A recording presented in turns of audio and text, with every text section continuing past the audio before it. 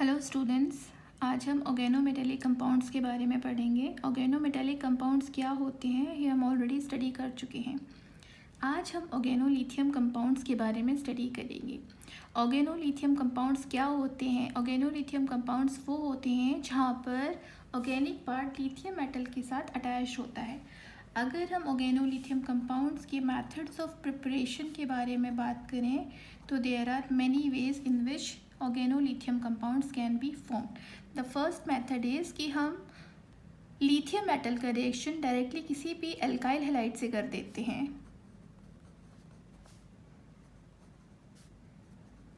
In the presence of ether, temperature conditions,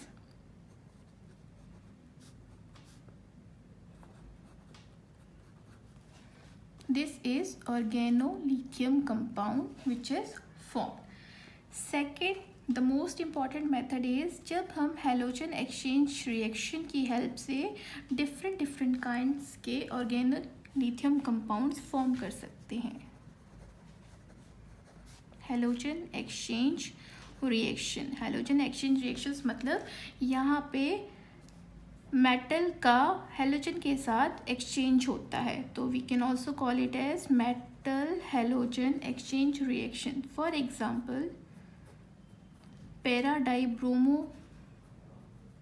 का reaction अगर हम butyl lithium, this is the most important organolithium compound which is commercially available.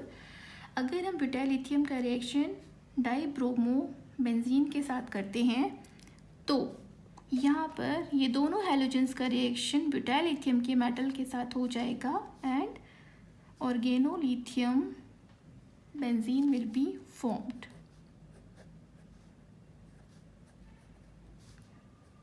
See, in the similar manner we can take different reactants. अगर हम ब्रोमोथायोफीन लेते हैं और इसका reaction butyl lithium से कराते हैं तो organolithium thiophene will be formed. ये ब्रोमो लिथियम मेटल के साथ एक्सचेंज हो जाएगा। इन द सिमिलर मैनर हम ब्रोमोपिरिडीन भी ले सकते हैं थायोफीन की जगह।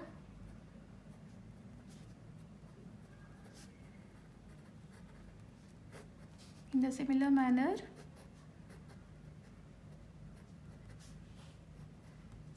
तो दीज आर डिफरेंट, जितने तरह के डिफरेंट रिएक्टेंट्स लेंगे उतने ही different kinds of organolithium compounds can be formed. तो इन जनरल हम ऑर्गेनोलिथियम कंपाउंड्स को RLI से डिनोट कर सकते हैं। अगर हम बात करें इनके स्ट्रक्चर के बारे में तो in organolithium compounds this alkyl fragment और this hydrocarbon fragment carries a delta negative charge and the metal carries a delta positive charge. इसका मतलब हुआ कि यहाँ पे जो कार्बन है वो इलेक्ट्रोफिलिक सेंटर होता है और जो मेटल है वो न्यूक्लियोफिलिक सेंटर होता है। इसी कारण organolithium compounds nucleophilic addition reaction show करते हैं। तो अगर हम रिएक्शंस की बात करते हैं तो ऑर्गेनोलिथियम कंपाउंड्स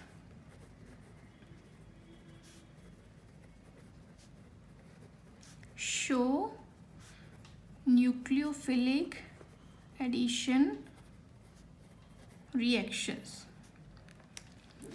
डिफरेंट रिएक्टेंट के साथ ये डिफरेंट प्रोडक्ट्स बनाते हैं, लेकिन मोस्टली दे फॉर्म एल्कोहल्स और इसी कारण हम ऑर्गेनोलिथियम कंपाउंड्स को कॉन्ट्रैक्टर ऑफ एल्कोहल भी बोलते हैं। फॉर एग्जांपल, अगर हम एल्डिहाइड्स का रिएक्शन RLI से कराते हैं and after worker process alcohol will be formed. Here 2-degree alcohol will be formed as there are 2 alkyl fragments. In the similar manner अगर हम कीटोन्स के साथ RLI का रिएक्शन कराते हैं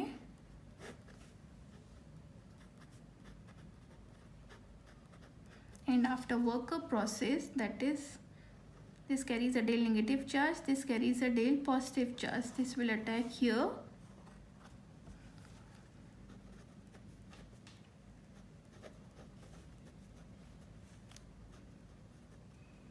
C3 degree alcohols will be formed. तो organolithium compounds different kind of alcohols देते हैं एल्डिहाइड्स और कीटोन्स के साथ। अगर हम बात करें साइनाइड्स के साथ,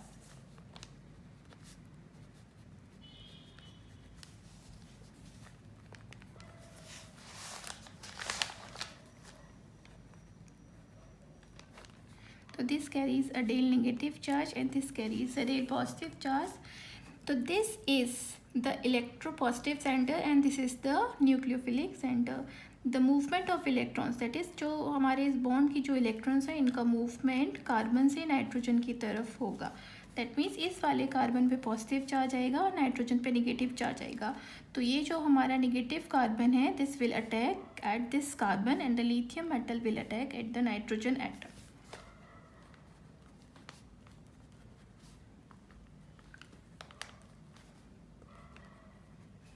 And now the Volcker process will occur, hydrolysis, that is in the presence of acidic medium.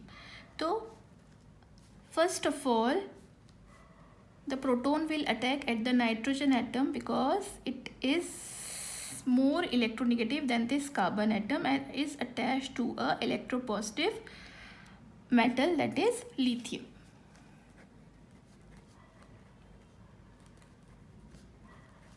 Now the Volcker process, that is the acidic hydrolysis step will again take place. ये step दोबारा से होगा।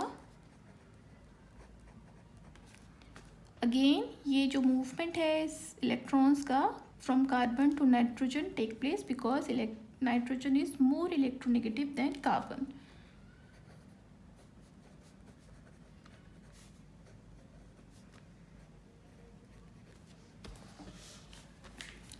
Now in the third process again this bond will also break and Volcker process will again take place and the final product is ketone, or you can also summarize like this, that is ये यहाँ से यहाँ and this will form, that is tautomerize. If we'll talk about its reaction with ketene, ketene को आप इस तरीके से show कर सकते हो with different groups.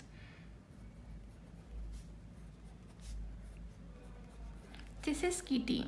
तो यहाँ पे दो कार्बन है, हमारा अटैक यहाँ पे भी हो सकता है, यहाँ पे भी हो सकता है, बट यहाँ हमारा जो न्यूक्लियोफिलिक एडिशन रिएक्शन है वो इस कार्बन पे होगा because it is more electropositive, that is this carries more positive charge than this carbon, क्योंकि ये जो कार्बन है वो मोर इलेक्ट्रोनेगेटिव ऑक्सीजन एटम से जुड़ा हुआ है।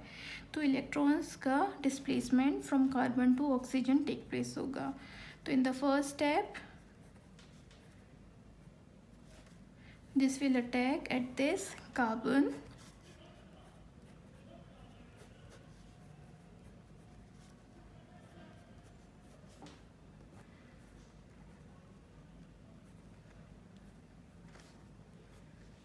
this is the alkyl group. Now the Volcker process, that is in the presence of H2H plus hydrolysis will take place and the lithium is replaced with the OH group.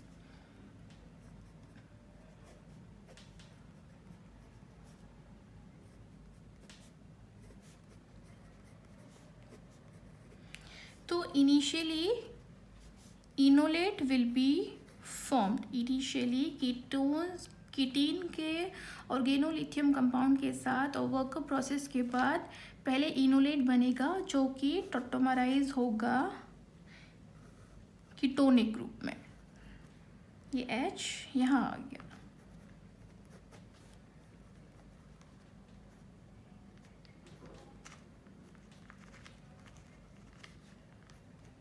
The final product is ketone. तो ये कुछ important reactions थे जो आज हमने पढ़े।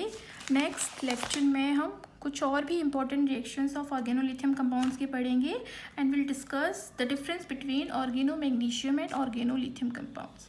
Bye bye, take care.